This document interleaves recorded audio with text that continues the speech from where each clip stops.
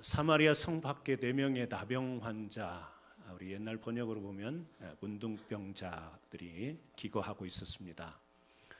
성 안에서 살 수 없었던 이유는 이스라엘의 전통과 율법에 의해서 그들은 부정한 자로 여겨졌기 때문에 성 안에서 살 수가 없었습니다.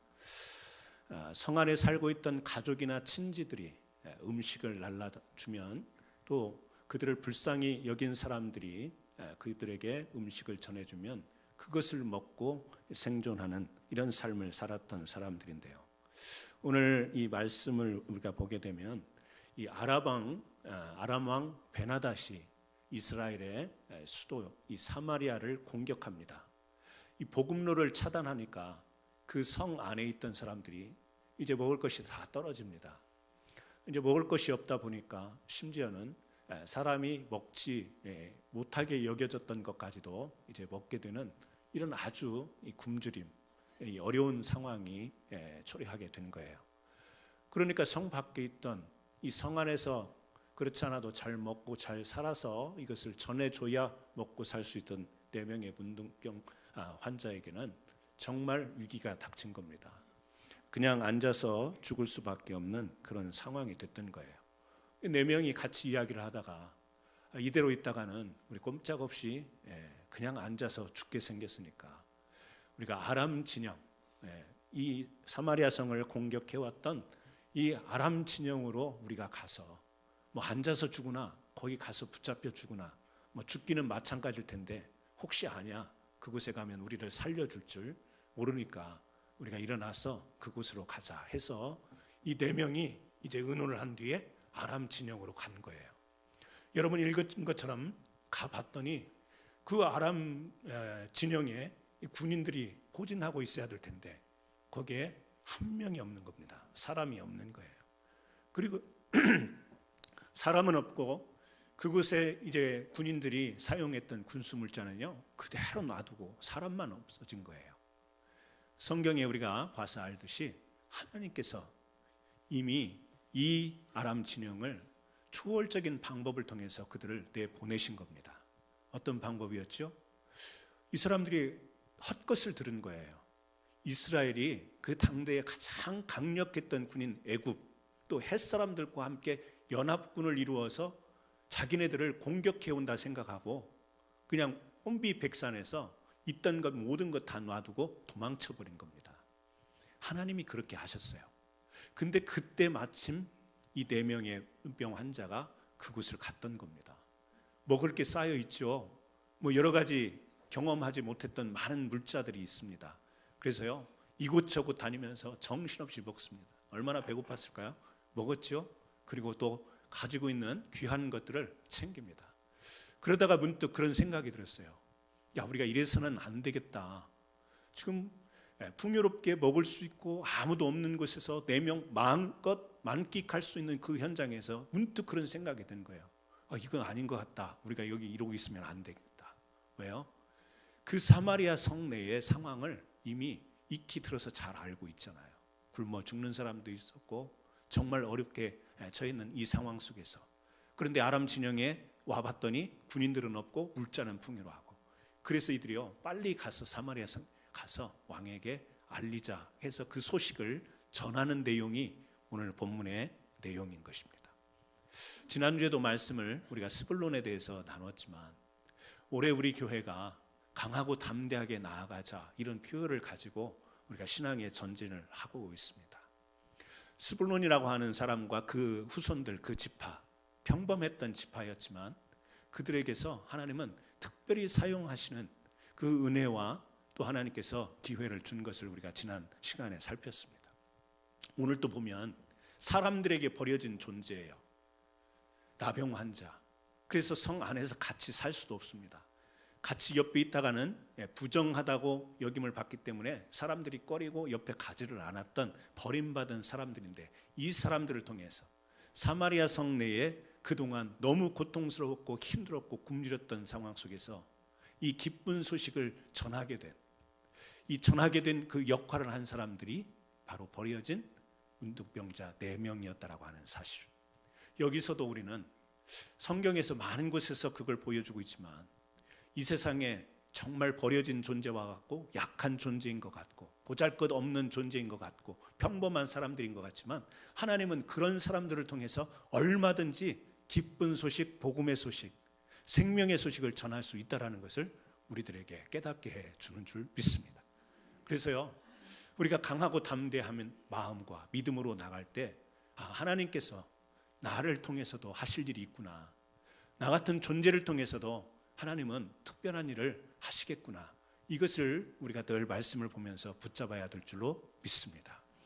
오늘 말씀은 이 말씀을 통해서 저는 우리가 강하고 담대한 믿음과 신앙과 삶을 살아갈 때 어떤 그런 또 자세와 마음가짐으로 살아가야 될지를 이 본문을 통해서도 한번 좀 생각해 보기를 원합니다. 우리가 살아간다라는 것은요, 사건의 연속이다, 이렇게 이야기할 수 있습니다. 어제 어떤 문제가 생겨서 그걸 좀 해결하고 났더니 오늘 또 덜컥 다른 문제가 생겨서요, 걱정하고 근심하고 그 문제를 해결하기 위해서 매달리고 신경 쓰고, 그런데 그 문제를 또 해결하고 나면 내일 또 다른 문제가 덜컥 생기는 거예요. 삶이라고 하는 것 속에 계속해서 문제가 상황적으로 발생을 합니다. 신앙을 갖고 믿음을 가져도 세상에 사는 모든 사람들이 사건의 연속 가운데서 살아가고 있어요. 그때 우리가 어떻게 그것을 대처하느냐가 우리의 삶이요, 더 영적으로 풍성한 삶, 더 신앙이 깊은 삶, 믿음으로 대처하는 삶이 되느냐, 아니면 삶의 패배자로 늘 힘들게 끌려가는 삶을 사느냐, 우리에게 달려있는 문제입니다. 그래서 오늘 본문 말씀을 통해서 좀 여러분과 함께 같이 오늘 또 우리에게 주어진 삶의 상황들을 우리는 어떻게 대처하고 살아야 될까, 이것을 같이 한번 생각해 보려고 합니다. 사람은 볼 수 있는 존재라고 이야기를 합니다. 우리 눈앞에 놓여 있는 것을 보기도 하고요, 생각하기도 하고 관점은 또 같습니다. 이 본다라는 것을 세 가지로 우리 한자로 보면 구별을 하죠. 전 설교할 때마다 이 한자가 나오면 우리 통역하시는 분들이 우리 미국 회중들에게 어떻게 설명할까 궁금하기는 한데, 오늘 또 통역을 잘 해주시기를 바랍니다. 우리가 본다라고 하는 것 한자로 보면 세 가지로 구별을 하잖아요. 첫 번째는 그 사람, 어진 사람 인자 위에 눈목자가 있잖아요. 볼견자가 있고요. 그 다음에 두 번째 볼시, 세 번째 볼관이 있습니다. 견이라고 하는 것은 우리가 눈에 보이는 그대로입니다. 지금 여러분들이 강대상이 보일 거예요. 그리고 제가 설교할 때 이 앞에 있는 마이크가 보일 겁니다. 우리가 견이라고 하죠. 보여지는 겁니다. 볼시가 있습니다. 시라고 하는 것은 내가 의도해서 바라보는 거죠. 보여지는 것보다는 내가 바라보는 것. 관이라고 하는 것이 있죠. 이것은 반드시 우리 눈에 보이는 것이 아닐지라도 사물이나 사건이나 이 사태를 생각하는 관점을 제공하는 것이죠. 종합적으로 생각하고 판단하는 것, 이것을 우리가 관이라고 이야기합니다. 그래서 인생관, 세계관, 이런 용어를 쓰기도 하죠. 오늘 말씀도 이러한 시각에 의해서 우리가 세 등분해서 볼 수가 있겠습니다. 나병 환자들이 자신들의 처해져 있는 상황에서 무엇이 보였는가, 또 두 번째는요, 그들은 무엇을 보았는가, 그리고 그 사건의 결과에 그들에게는 어떤 관점이 있었는가, 이것을 이렇게 좀 구별해서 좀 말씀을 보려고 합니다. 먼저 나병 환자들에게 보여진 것이 있어요. 보여진 것, 우리가 그것을 좀 다른 용어로 이야기한다면 상황 인식이다, 이렇게 이야기를 할 수 있겠습니다. 나병 환자들에게 사마리아 성내에 일어난 일들이 보였죠. 단순합니다. 먹을 것이 없는 굶주림의 이 사회가 보였습니다. 절망이 보인 겁니다. 그리고 자신들은 꼼짝없이 이제 앉아서 죽게 되는 현실이 보인 것입니다. 현실을 보는 것, 상황 인식입니다. 우리가 살아가면서 이 상황 인식을 잘해야 되는 것이죠. 이 인식이 없으면 우리가 어떤 의미에서 잘 산다라고 말을 할 수가 없을 겁니다. 상황 인식이라고 하는 것은 우리가 보는 것을 통해서, 그리고 또 한 가지 질문을 통해서 주어지는 것입니다. 오늘 7장 3절에도 이렇게 이야기를 합니다. 성문 어귀에 나병 환자 4사람이 있더니 그 친구에게 서로 말하되 우리가 어찌하여 여기 앉아서 죽기를 기다리랴. 성경은 이렇게 표현했지만 이 말을 좀 우리가 쉽게 이야기를 하면 우리 이제 죽게 됐네, 어떡하지? 이 말이에요. 뭐 우리 그냥 평소에 쉽게 사용하는 말로 좀 바꾸자면 우리 굶어 죽게 생겼는데 이거 어떡하지?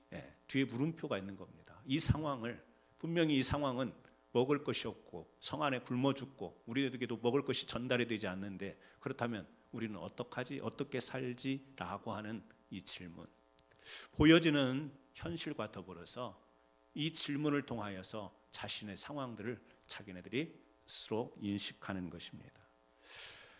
우리나라 사람, 우리 한국이에요. 우리 한국 사람들이 가장 많이 사용하는 단어가 무엇인가를 연구한 팀이 있습니다. 고려대학교 국문과 김홍규 교수와 같은 대학교 언어학과 강병무 교수가 7년 동안 우리 한국 사람들이 이렇게 말을 하고 언어를 사용하는데 가장 많이 쓰는 단어가 뭔가를 7년간 연구를 했대요. 좀 한참 되기는 했어요.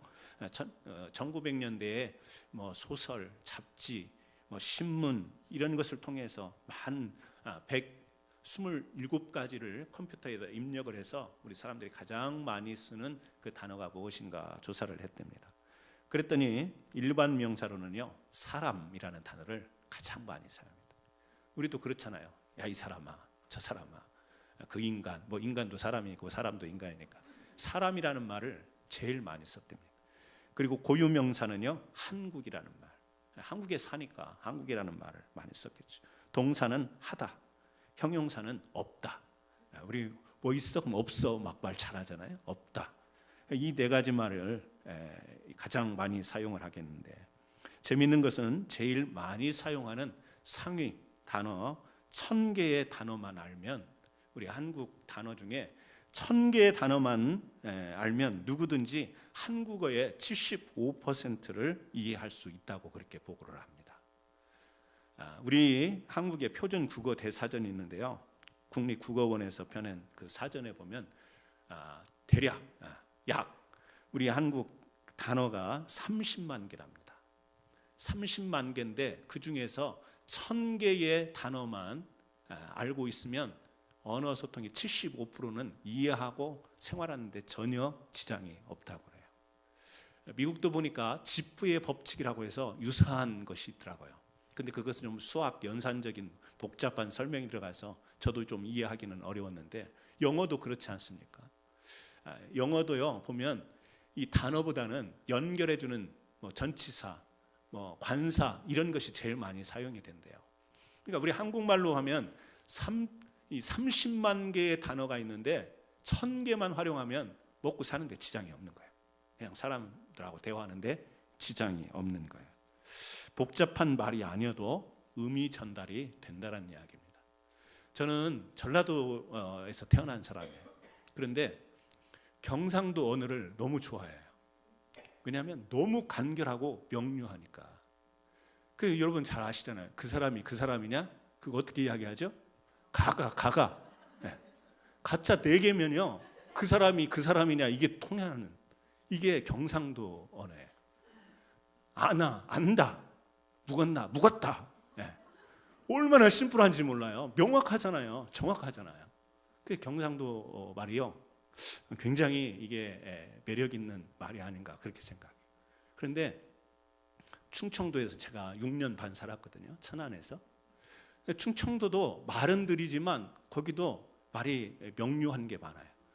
그 중에서 제가 그곳에 살 동안에는 잘 못 느꼈는데 인터넷에 봤더니 이게 있더라고요.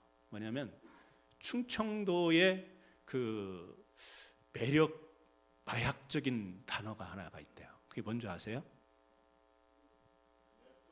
네. 이거예요. 보이세요? 뭐여. 화났을 때도 뭐여 이런데요. 그리고 또 뭐야, 놀랐을 때도 뭐여 이러고요. 네. 또 짜증날 때 뭐여 이런데요. 또 무서울 때 뭐여 이러고요. 네. 어제 연습 많이 했거든요. 황당할 때도 뭐여. 또 여러분이 해보세요. 이제 슬플 때 별론데. 그 다음에요, 감동할 때, 또 기분 나쁠 때, 기분 좋을 때. 이게 충청도의 마약 단어라는 거예요. 뭐여 한마디 속에 모든 감정과 희노애락이 다 커버가 돼버리는 거예요. 그렇죠? 네, 그런 것 같아요. 뭐여. 네. 그런데 여러분 잘 아시죠? 여기에 못지않은 전라도 용어가 하나 있잖아요. 뭐죠? 거시기. 네. 제가 언젠가는 기억을 잘 못하겠어요. 근데 저희 아버지와 통화를 했어요. 캔사스에 왔을 때 통화를 했는데, 저희는 남도는 아니니까 그렇게 거시기를 많이 사용하지는 않지만 말을 하다가 어떤 때는 막 말이 꼬이고 그러면 거시기라는 단어를 쓰게 돼요. 근데 이제 아버님과 통화를 하고 통화 말미에 아버님이 저한테 이제 마지막 안부로 이렇게 하면서 뭐라고 말씀하시냐면, 거시기 헌게 거시기요. 그리고 전화를 끊으시려고 해서 거시기 헌게 거시기요. 그래서 제가 예 알겠습니다 하고 전화를 끊었어요. 여러분 무슨 말인지 아세요? 그때도 제가 겨울로 기억해요. 날씨가 추우니까 운전 조심하고 따뜻하게 건강 조심하고 잘 보내, 그 말이에요. 그래서 전라도의 거시기는 한국의 사전에 나오는 30만 개 단의 모든 것을 다 커버해요. 거시기 하면은 모든 단어가 다 커버돼요. 언어가 참 재밌는 거예요. 참 재밌고 사투리도 재밌는 것인데, 여러분 이 짤막한 언어이지만 이 언어를 통해서, 이 말을 통해서 우리는요 우리의 정체성을 드러냅니다. 명확하게 드러낼 수 있어요. 지금 상황을 정확하게 찾아낼 수 있는 것, 이것이요 우리 짧은 말 속에서 가능하다라는 것입니다. 언어가 간결하지만 명확한 의미를 전달하는 기능이 있기 때문에 우리는 질문을 통해서 내가 처해 있는 상황, 이 상황 속에서 나는 지금 어떻게 하고 있는가를 질문을 통해서 나를 점검할 수 있다라고 하는 사실이에요. 그래서 우리가 살아가면서 질문을 하는 거예요. 질문을 던지고 답을 말하는 거. 예수님께서요 공생의 생애 가운데에서 많은 사람들이 질문을 할 때 답을 주셨잖아요. 그런데 예수님이 답만 주셨느냐? 그렇지 않아요. 예수님도 많은 질문을 하셨습니다. 신약 성경에 제가 찾아본 건 아니지만 305가지의 질문을 예수님께서 제자들과 사람들에게 던졌다고 해요. 그래서 생각해 보니까 기억나는 것이 있죠. 너희는 나를 누구라 하느냐 생각하냐? 너희도 가려느냐? 네가 나를 사랑하느냐? 복음서에 보면요 305가지의 주님께서 제자들과 또 사람들을 향해서 질문을 하시는 거예요. 그 질문을 통해서 주님이 원하셨던 것은 뭐죠? 의도하셨던 건 뭐죠? 자신이 누구인지를 명확하게 제자들에게 나타내고 싶었던 거예요. 이 제자들로 하여금 명확하게 신앙을 붙들고 믿음을 붙잡도록 하기 위해서 질문을 던지고 생각하며 답을 내리도록 한 거예요. 사도행전에 보면 오순절날 이후에 베드로가 설교를 합니다. 3,000명이 돌아오는 역사가 있었죠. 그때 사람들이요 이 복음을 듣고 막 가슴을 치면서 했던 질문이 있어요. 반문이죠. 감탄사이기도 하면서요 뭐죠? 우리가 어찌할꼬? 우리 그럼 어떻게 해야 돼? 베드로가 설교했죠. 예수 그리스도의 죽음 장사 부활을 설교하니까 그 많은 청중들이 우리가 어찌할꼬라고 하니까 거기에서 베드로가 즉각적인 답을 줘요. 뭐냐면 회개라, 세례받고 성령을 선물로 받으라. 즉각적인 답을 줘요. 그런데 여러분 여기서 우리가 한 가지 생각할 수가 있습니다. 질문을 던졌는데 베드로는 즉각적인 답을 줬는데, 여러분 회개하는 것, 세례받고 우리가 정결한 이 의의 사람으로 살아가는 것, 성령의 인도함 받는 것이 단순히 일회적인 사건인가? 그렇지 않죠. 회개의 영성은요 우리가 사는 동안 지켜가야 될 거예요. 우리가 세례는 그 예식은 한 번 하지만 세례를 통하여 옛사람이 죽고 새 사람으로 살아가는 것은 지속되어져야 되는 부분이에요. 성령의 인도함 받는 것은 날마다 순간순간마다 인도함 받아야 되는 것이에요. 그러니까 우리가 어찌할꼬 그냥 한 번 질문하는 것 같고 회개라, 세례받아라, 성령 받아라, 거기에서 즉문즉답이 이루어진 것 같지만 내용으로 보면 그것은 한순간에 나눴던 대화가 아닌 거예요. 계속해서 지속적으로 가야 되는. 그래서 철학자 하이데거는 이런 이야기를 합니다. 우리 인간은 어떤 존재이냐? 하이데거가 간단하게 이렇게 대답합니다. 인간은 질문하는 존재이다. 그 말의 의미가 뭐냐면요, 하이데거가 하는 말이 뭐냐면, 사람은 질문하는 존재인데 조금 더 이것을 풀어서 설명하면 그 질문하는, 질문에 머무른 삶을 살아가는 존재가 사람이라는 거예요. 질문 던지고 그것으로 끝나는 게 아니에요. 답 듣고 그것으로 끝나는 게 아니라, 인생이 무엇이지? 그러면 끊임없이 그 질문에 머무르면서 인생이라는 것이 뭐지? 인생이라는 것을 이렇게도 보고 저렇게도 보고 이런 각도로도 보고 그 물음에 머물러서 사는 존재가 사람이다. 이렇게 이야기를 하는 거예요.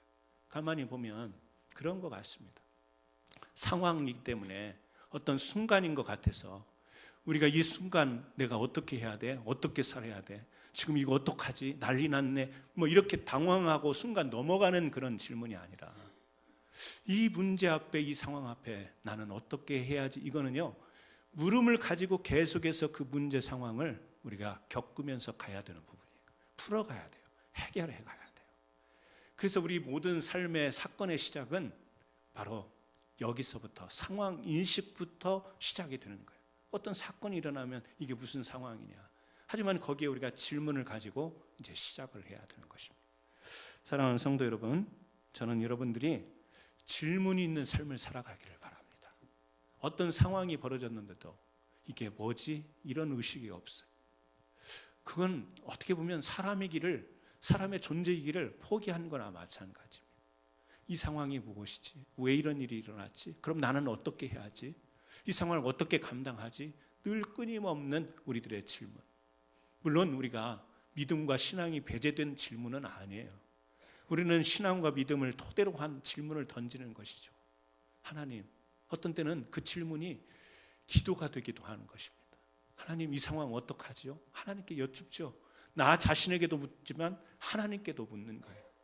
그래서 우리의 모든 상황들은 이 질문을 통해서 상황을 제대로 인식하게 될 때에 우리는 문제를 하나씩 하나씩 풀어나가. 두려워하지 않고, 무서워하지 않고, 떨지 않고 강하고 담대하게 그 사건들을 해결하면서 나갈 수 있는 것, 상황 인식이 필요합니다. 저는 저와 여러분들이 그렇게 어떤 상황 속에서도 그 사건들을 잘 인식하고 질문을 던져서 하나씩 풀어나가는 지혜가 있기를 주님의 이름으로 축원합니다.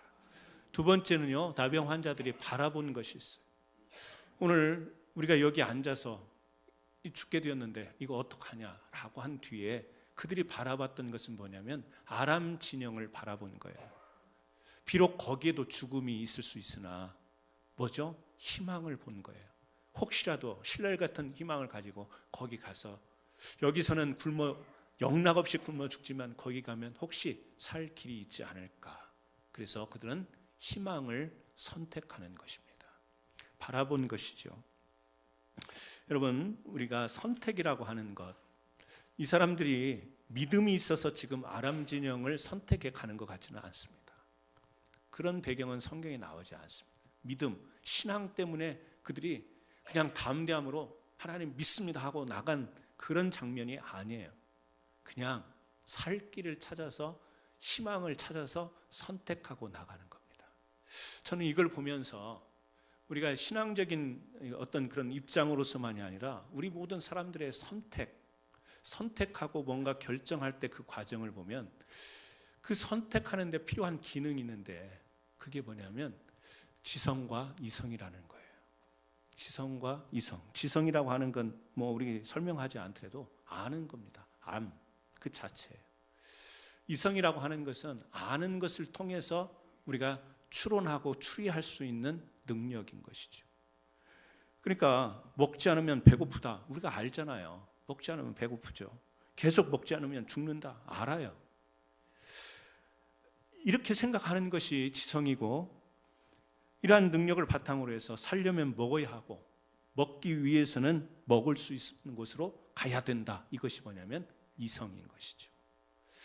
그러니까 이 지성과 이성이 합해져서 우리로 하여금 판단하고 선택하도록 하는 거예요. 그래서 지성과 이성이 이게 합해지면서 모든 사람이 함께 이해하고 공유할 수 있는 것을 우리는 또 상식이라고 그렇게 이야기를 합니다. 저는 왜 이 부분에서 이야기를 하냐면, 우리는 때로 신앙이라고 하는 것, 믿음이라는 것을 상식을 제껴놓고 지성과 이성을 우리는 그냥 배제하고 오직 믿음 이렇게 나가는 신앙이 가끔 엿보일 때가 있기 때문에 그래요. 우리의 믿음도 중요합니다. 오직 믿음이라는 것 중요합니다. 하지만 믿음이라는 것이 존재하기 위해서 지성과 이성이 뒷받침되지 않으면 믿음도 성립이 안 되는 부분이에요. 믿음은 말씀을 들음으로 나게 되어 있는 거예요. 말씀이라고 하는 자체는 우리가 그 말씀을 보고 이해하고 우리가 깨달아야 되는 겁니다. 지성과 이성의 이 추리 논리가 없으면 믿음이라는 것이 생길 수가 없는 거예요. 근데 간혹 우리가 이 지성주의, 뭐죠? 하나님의 말씀은 필요 없고 내가 생각하고 알고 있는 것이 전부다, 최고다고 하는 이 지성주의는 우리가 아니죠. 그것은 우리가 추구하는 것이, 쫓아갈 것이 아니지만, 그러나 우리가 그냥 너무 간단하게 생각하면서 우리들의 생각과 우리들의 이성과 우리들의 지성을 배제하고 나는 오직 믿음, 그래서 그 믿음으로 선택하는 것이 굉장히 비상식적이고 몰상식적인 결정과 선택을 하는 것을 보게 돼요. 이단의 특성은 그런 겁니다. 반지성적이에요. 반이성적입니다. 상식을 벗어나는 것들을 이단들은 행하는 거예요. 무엇으로? 그게 믿음이라고. 그것이 신앙이라고. 우리 믿는 믿음에 건강하고 건전한 믿음을 가진 성도들은 이 부분을 잘 분별해야 됩니다. 왜? 우리가 신앙을 가지고 살아가면서 선택하고 판단을 해야 될 때가 뭐 순간순간 아니에요?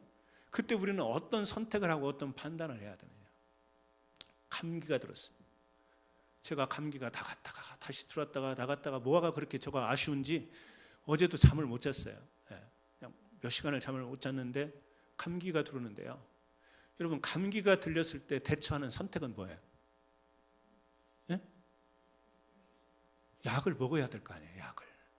약을 먹어야 되죠. 그런데 간혹 어떤 분들, 믿음이 센 분들은 뭐 하죠? 약 안 먹어요. 뭘로 승부를 걸어요? 기도로 승부를 걸어요. 혹시 저는 우리 캔사스 한인장로교회 가운데 그런 센 믿음 가지신 분이 계실까 봐 제가 걱정이 돼요. 제가 감당을 못 하니까. 약 있잖아요. 약과 기도를 놓고 때로는 선택하는 경우가 있습니다. 보편적인 경우를 이야기해요. 일반적인 경우를 이야기합니다. 우리가 판단을 해야 돼요. 왜? 경험적 판단. 보통 사람들이 우리가 상식적인 판단을 통해서 약 먹으면 뭐 먹고 푹 쉬고 나면 뭐 하루 뭐 아니면 며칠 가면 나을 건데요. 오직 믿음으로 약도 필요 없어요. 나는 주님이 고쳐주실 것을 믿어요. 주님이 얼마나 피곤하게 하실까요? 그 센 믿음 가진 사람들에게서. 여러분, 저는 혹시라도 우리 교회는 그런 분이 없겠지만 이 믿음의 형성, 우리가 지금 강하고 담대한 믿음으로 살아가자고 이야기할 때 이런 부분들에 있어서 유의해야 될 점들이 있다라는 거예요. 여러분, 신앙이라고 하는 것은 초월적인 부분이 있습니다. 신앙이라고 하는 것은 신비한 영역이 있어요. 기적이 존재해요.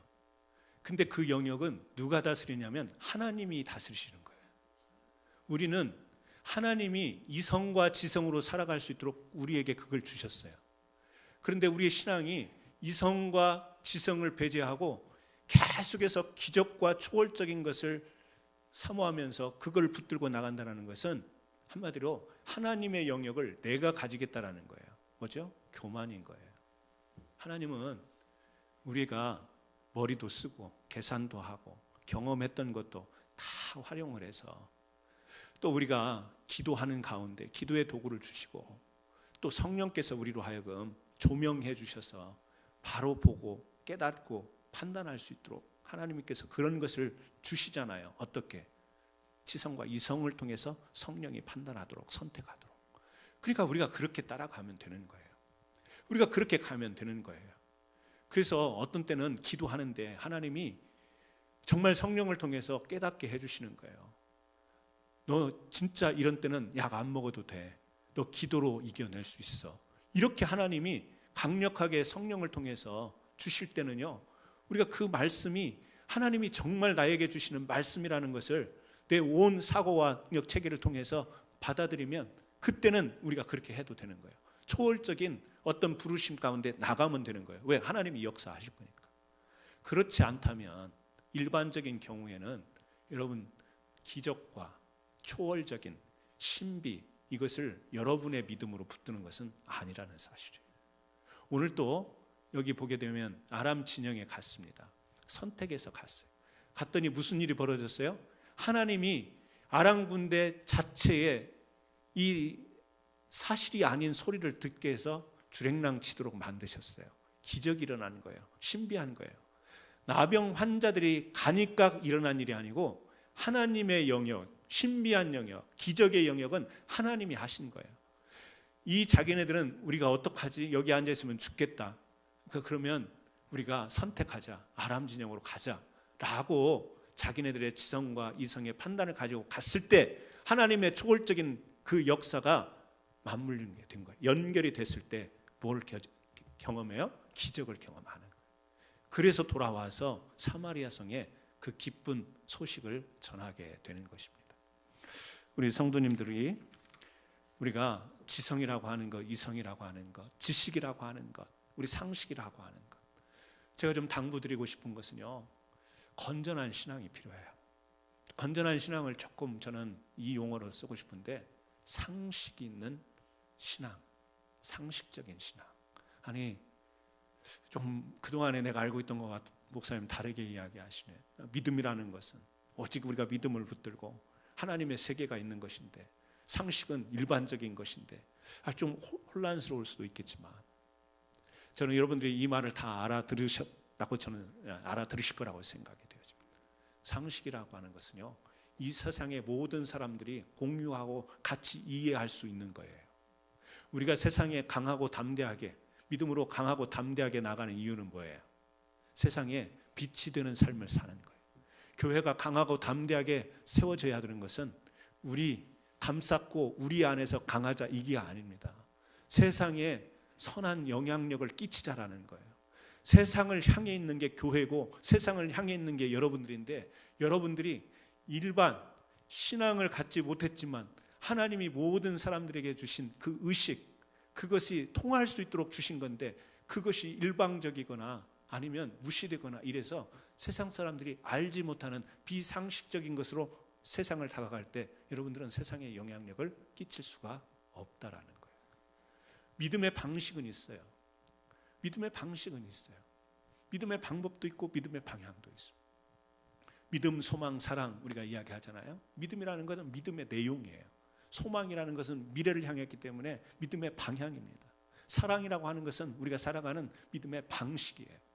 이것들이 다 어우러져서 세상에 영향력을 끼치고 나가야 되는데 세상 앞에 교회가, 세상 앞에 성도가 비상식적으로 보이면 이것은 우리가 아무리 스스로 강하고 담대하고 우리가 나아가자고 해도 통하지가 않는다라는 거예요. 교회들이 세상에 왜 욕을 먹습니까? 비상식적인 일들이 벌어지니까. 성도들이 왜 비난을 받습니까? 비상식적인 일들이 자행되니까. 그래서요, 우리가 어떤 일이 있을 때, 우리가 어떤 일들을 결정하고 선택하고 나갈 때 하나님 앞에 물론 우리는 기도합니다. 말씀 앞에서 우리를 조명하면서 잘 신중히 우리는 선택하는 거예요. 그래서 성경에 보면 날마다 우리가 어떻게 하라고 그랬죠? 말씀을, 성경을 상고하라 그런 이야기를 해요. 상고라고 하는 말은요, 아나크리톤 데스라는 말입니다. 이 말은 뭐냐면 이 바울과 실라가 그 데살로니가 교회 또 아시아에 있는 교회들을 갔을 때 말씀을 상고하여, 베르야에 있는 사람들이 말씀을 상고하여 이렇게 성경에 나와 있는데 이 상고하다라는 말 뜻은요, 바울과 실라가 복음을 전했는데 이 전한 말씀이 정말 하나님의 말씀인가 아닌가 잘 검토하는 것, 이것이 상고하다라는 말의 뜻인 거예요. 그러니까 우리가 하나님의 형상으로 지음받은 존재이잖아요. 하나님의 형상으로 지음받은 모든 존재들은 하나님을 우리가 의식하고 이 하나님에 대해서 자각하는 능력을 모든 사람이라면 가지게 되어 있다라는 것. 이것이요 로마서 1장에 이야기하고 있는 바예요. 모든 사람, 나는 하나님 몰랐어. 전해주는 사람 없었으니까 몰랐어. 아니라는 겁니다. 칼빈이 그런 이야기를 하는 거예요. 로마서 1장에 1장 서두를 설명하면서 신의식, 모든 믿는 사람이나 믿지 않는 사람이나 모든 사람들은 이 세상의 만물을 통하여서 하나님을 자각하고 의식할 수 있는 능력이 있다라는 거예요. 거부하는 것은 그 사람의 책임이 되는 것이죠. 여러분, 믿음을 가진 사람들에게, 특별히 사람이라면 누구에게나 공통적으로 지각할 수 있는 능력, 지성, 이성, 상식, 이것을 잘 붙들어서 세상 사람들과 소통도 하고 세상 사람들을 배려하고 세상 사람들을 품고 세상 사람들에게 주님의 복음을 전할 수 있는 강하고 담대한 믿음의 사람들 되시기를 예수님의 이름으로 축원합니다. 세 번째는요, 나병 환자 관점이에요. 결과에 대한 자세입니다. 문제가 일어나면 상황 인식을 해야 됩니다. 그리고 나서 그 문제를 풀기 위해서 선택해야 될 것이 있어요. 그 선택을 하고 나서 어떤 결과가 주어지는데 그 결과는 기대한 결과일 수도 있고 기대하지 못했던 결과가 올 수도 있어요. 그때 우리 믿음의 사람들은 그 결과에 대한 어떤 자세를 가져야 되는가? 그것은 바로 신앙적 관점을 가져야 된다. 오늘 4명의 나병 환자는 신앙이 있어 보이지는 않아요. 근데 이 사람들이 9절에 보면 이런 이야기를 합니다. 나병 환자들이 그 친구에게 서로 말하되 우리가 이렇게 해서는 아니 되겠다. 그들이요, 아람 군대가 물러나고 먹을 거 보화 다 있는 거예요. 그래서 막 얼른 감추기도 하고 막 취합니다. 그러다가 어느 순간에 이래서는 안 되겠다. 뭐죠? 그냥 눈에 보이는 대로 그 욕심에 차는 대로 취했던 것을 이러면 안 되겠다. 생각이 들어간 거예요. 관점이 생긴 거예요. 이런 거면 안 되겠다. 어떡하죠? 사마리아 성에 빨리 이 소식을 알려야 되겠다. 생각이 바뀌는 겁니다. 관점이 생긴 겁니다. 그러듯이 우리가 삶에 어떤 결과들이 주어지면 그 결과를 바라보는 관점. 감기가 들었는데 관점이 여러 가지일 수 있죠. 마귀가 감기를 가져다 줬어. 또 어떤 사람은 내가 건강관리를 잘못해서 감기가 들렸어. 어떤 때는 하나님이 나보고 정신 차리라고 감기를 들게 해주셨어. 관점이 똑같은 현상이지만 관점이 다를 수 있어요. 신앙이라고 하는 것은 말씀 앞에서 지성과 이성을 통하여서 우리가 종합적으로 우리가 이해하고 받아들일 때 우리는 우리 믿음의 사람들은 결국에 신앙적인 관점으로 모든 것을 인정하고 이해하고 해석하게 되어 있는 겁니다. 여기 엘리사가 앞에 보면 예언을 했어요. 어떤 예언이냐면 사마리아 성이 다 굶어 죽게 생겼는데 멀지 않아서 하나님께서 이곳에 다시 회복시키고 채우실 것이다. 그게 7장 1절 말씀이에요. 그랬더니 한 그 왕 밑에서 일하는 장관이 어떤 이야기를 하냐면 7장 2절이에요. 그때에 왕이 그의 손에 의지하는 자 곧 한 장관이 하나님의 사람에게 대답하여 이르되 여호와께서 하늘에 창을 내신들 어찌 이런 일이 있으리요. 풍요롭게 하나님이 사마리아 성을 채워줄 거다. 엘리사가 예언했던 거예요. 그랬더니 한 장관이 하는 말이 뭐냐면 조롱하듯이 비웃듯이 하나님께서 창을 내신들 이런 일이 있겠냐. 회복이 있겠냐. 굶어 죽게 생겼는데 거기 먹을 것이 생기겠느냐. 그렇게 이야기해요. 그런데 이 사람이 나중에 어떻게 되냐면 바로 이어지는 이 사건 뒤에 성문을 지키다가 사람들한테 발표 죽어요. 성경은 왜 이 내용을 끼워 넣었을까? 성경은 왜 이 이야기를 우리들에게 전하고 있을까?